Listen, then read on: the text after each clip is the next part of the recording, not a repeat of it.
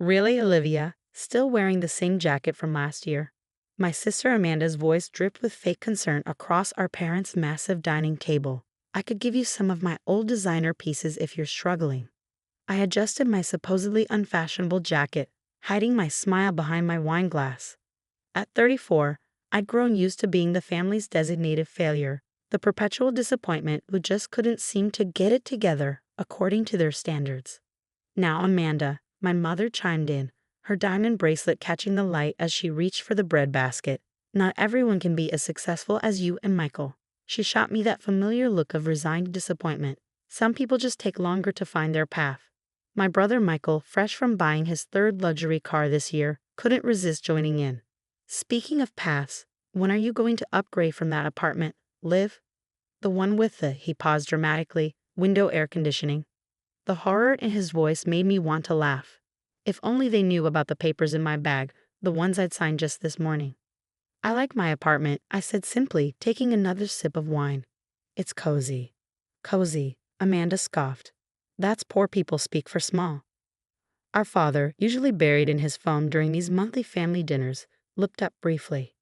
You know, Princess, there's still an entry-level position at my firm if you're interested. The salary would at least get you into a better neighborhood. I thought about my tiny apartment, deliberately kept modest while I channeled my software engineering salary into more meaningful investments. The same salary that had just helped me close on Riverstone Manor, the historic estate my family had obsessed over for decades, but could never afford, even in their supposed success. I'm doing fine, Dad, I replied, watching him return to his phone with a dismissive shrug. Fine isn't exactly thriving, my mother sighed. Look at Amanda with her interior design business or Michael's car dealerships. They're making something of themselves. What they didn't know was that Amanda's successful business was drowning in debt, and Michael's dealerships were one bad month away from bankruptcy. I knew because I'd done my research, watching my siblings flash their wealth while their foundations crumbled. Did you see? Amanda suddenly perked up. Riverstone Manor finally sold. Can you believe someone actually had that kind of money? Mother, remember how you always said that would be your dream home? My mother's face fell slightly. Yes, well, some people are just lucky, I suppose. Though I heard it went for well above asking price. Must be some rich out-of-towner who doesn't know any better. I reached for my bag, fingers brushing against the contract inside. Actually, I started, but Michael cut me off. Speaking of real estate, he boasted, I'm looking at a new vacation home. Something modest, only about 7 bedrooms. That's wonderful, darling. My mother beamed. Olivia, you should ask your brother for investment advice. Clearly, whatever you're doing isn't working. I pulled out the folder from my bag, sliding it across the table. Funny you should mention investment advice. What's that? Amanda asked, peering at the folder with mild curiosity. Did you finally get a better job? No, I said, opening the folder to reveal the Riverstone Manor contract, my signature fresh at the bottom. I just bought your dream house, Mom. The silence that fell over the dining room was deafening. My mother's fork clattered against her plate, and for the first time in years, my father's phone lay forgotten on the table. This is a joke, Amanda stammered, grabbing the papers. There's no way you could afford. The historic Riverstone Manor, complete with its original gardens, 8 bedrooms, and that fountain you always admired, Mom. I finished calmly. I close next week. But how? My mother's face had gone pale, her hands trembling as she reached for the contract. It turns out living below your means and making smart investments pays off, I said, finally allowing myself to smile.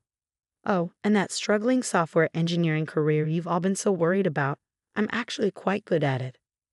Michael, trying to recover his composure, forced a laugh. Well, property taxes alone will bankrupt you within a year, not to mention maintenance costs.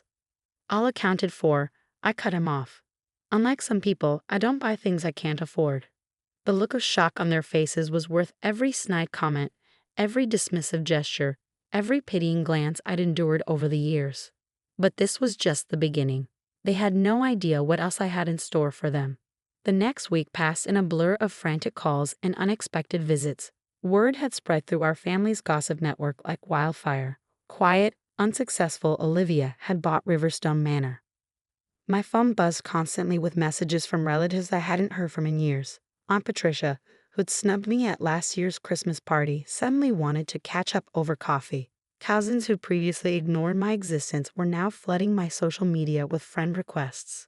But it was my immediate family's reaction that truly amazed me. Amanda showed up at my apartment unannounced one evening, clutching a bottle of expensive champagne. "Sister bonding," she announced, breezing past me into my tiny living room. "We should celebrate your unexpected success." I watched her scan my apartment with new eyes, probably trying to spot signs of hidden wealth. "That's thoughtful of you, Amanda," I said, taking the bottle. "Though I remember you being too busy to come over the last 6 times I invited you." She waved her hand dismissively. "Water under the bridge. Now tell me, how did you really afford Riverstone? Private investor? Secret inheritance?" Oh, her eyes lit up. "Are you dating someone rich?" "I told you," I replied calmly. "I saved and invested wisely." "But that's impossible," she blurted out. "You live here, you drive that old car, you wear—" She gestured at my clothes. "That." I smiled, remembering the other properties in my portfolio that my family knew nothing about. Appearances can be deceiving. Michael tried a different approach. He called me to apologize for any past slights and mentioned he was having some temporary cash flow issues with his dealerships.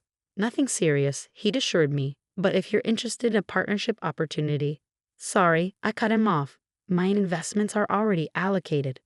Then came my parents. Mother arrived first, armed with interior design magazines and grand renovation plans. "Darling," she gushed, spreading the magazines across my kitchen counter, "I've been thinking about Riverstone's potential. That east wing would make a perfect family gathering space. We could host all our monthly dinners there." I let her ramble on for a few minutes before speaking. "Mom, I'm not renovating Riverstone for family gatherings." Her face fell. "But surely you're not planning to live in that massive house alone. It's meant for family." "You're right," I agreed. "It is meant for family. Just not ours." "What do you mean?" I pulled out my laptop, showing her the proposals I've been working on. "I'm turning Riverstone into a shelter for families in crisis.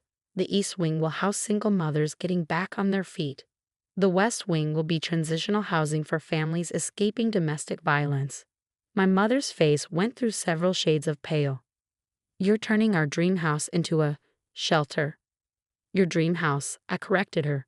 "My investment in the community." She left in tears, and my father arrived the next day, all business. "This shelter idea," he said, settling into my IKEA armchair with obvious discomfort, "it's admirable but impractical. Let's discuss numbers. I'm prepared to make an offer on the property." I met his gaze steadily. "It's not for sale, Dad." "Don't be difficult, Olivia. Everyone has a price." "Not me." I handed him a folder. "These are the renovation permits. Work starts next month." He opened the folder, his expression darkening as he read. "You're really going through with this?" "Yes, and before you try to interfere, everything's already legally set up. The property is held in a trust specifically for this purpose." My father stood up, his jaw tight. "You've changed, Olivia." "No, Dad. I just stopped pretending to be who you wanted me to be."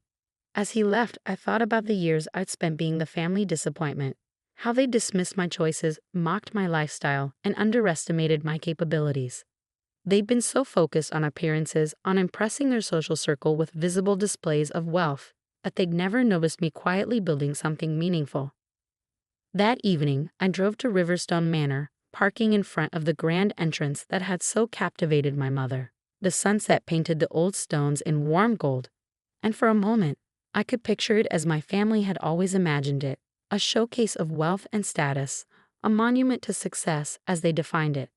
But then I imagined it as I saw it, rooms filled with children who'd never had a safe place to sleep, mothers finding their strength again, families rebuilding their lives. Real success wasn't about impressing others, it was about making a difference. My phone buzzed with another message from Amanda. "Mom's devastated. How could you do this to the family?" I smiled, typing back, "I'm not doing anything to the family. I'm doing something for families who really need it." Then I turned off my phone, pulled out my laptop, and got to work. The contractor's estimates needed reviewing, and I had a meeting tomorrow with a nonprofit organization that would help run the shelter. My family might never understand my choices, but for the first time in my life, I wasn't seeking their approval. I had bigger plans in mind. 6 months later, I stood in Riverstone Manor's newly renovated entrance hall, watching as the first family moved in. A young mother clutched her daughter's hand, their few belongings packed in worn suitcases. The little girl's eyes widened as she took in the grand staircase. "Is this really where we're going to live?" she whispered to her mother. "For now, sweetheart," her mother replied, tears in her eyes. "We're safe here." My own eyes misted over as I showed them to their room, freshly painted in cheerful colors with new furniture and tiny fairy lights strung across the ceiling for the little girl. This was what real success looked like. The local newspaper ran a story about Riverstone's transformation. "Historic Manor becomes haven for families in need." The headline read. My family's reaction was swift and predictable. "You've made us a laughingstock," my mother wailed during an unexpected visit to my apartment. "The country club is buzzing with gossip. Do you know Mrs. Henderson asked if our family had financial troubles?" I continued typing on my laptop, working on plans for the Manor's Education Center. "And what did you tell her?" I said we were supporting your charitable endeavors," she admitted, sinking onto my couch. "Though I don't understand why you had to use Riverstone for this project. We could have found you another building." "Mom," I said, finally looking up, "this was never about you or the family's reputation. Some things are more important than what people at the country club think." She stared at me like I was speaking a foreign language. "But we're Caldwells. Image is everything." "No, Mom. Image is nothing. Impact is everything." Amanda and Michael kept their distance, though I heard through the grapevine that Amanda's business had finally collapsed under its debt, and Michael had been forced to sell 2 of his dealerships. Their carefully maintained facades of success were crumbling, while my failure had transformed into something they couldn't quite comprehend. My father, surprisingly, was the first to show a glimmer of understanding. He showed up at Riverstone one afternoon, looking uncomfortable in his expensive suit amid the children playing in the gardens. "I saw the newspaper article," he said, watching a group of kids chasing each other around the fountain. "The shelter's at full capacity." "Yes," I replied, "and we have a waiting list." He nodded, unusually quiet. "Your grandmother, my mother, she left an abusive marriage with nothing but a suitcase and me. We spent 3 months in a shelter much less nice than this." He turned to me, his eyes softer than I'd ever seen them. "She would have been proud of what you've done here." I hadn't known that about my grandmother. Dad had never talked about their past, too busy building his image of success to acknowledge where he came from. "Would you like a tour?" I offered. He hesitated, then nodded.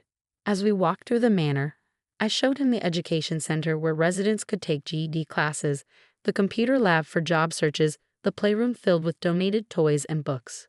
Children waved at us, women nodded politely, and slowly I watched my father's rigid posture relax. In the kitchen, where a cooking class was in session, he finally spoke again. "This isn't what I imagined for you, Olivia. I wanted you to be successful." "I am successful, Dad, just not in the way you imagined." He looked around the warm, bustling kitchen, then back at me. "No," he said slowly, "you're more successful than I imagined." 2 weeks later, a large anonymous donation arrived for the shelter's education program. I recognized my father's company's banking details on the transfer. The next monthly family dinner was different. My mother still fretted about appearances, and Amanda still wore her designer clothes like armor. But something had shifted. When I talked about the shelter's programs, they listened. When I mentioned our needs for the upcoming winter, my father took notes. "You know," my mother said tentatively over dessert, "I might have some time to help with those art classes you mentioned, if you still need volunteers." It wasn't a complete transformation. They were still the Caldwells, still concerned with status and image. But they were learning, slowly, that success could look different than they'd imagined. As for me, I kept my modest apartment and my old car. But now, when my family called me poor, I just smiled, knowing that wealth isn't always about what you own. Sometimes it's about what you give away. The little girl from that first family still lives at Riverstone with her mother, who's now taking business classes and helping run the shelter's kitchen. Sometimes, when I see them in the garden, the girl waving at me from beside the fountain, I think about how my family's dream house became something better than any of us could have dreamed. It became a home for people who really needed one.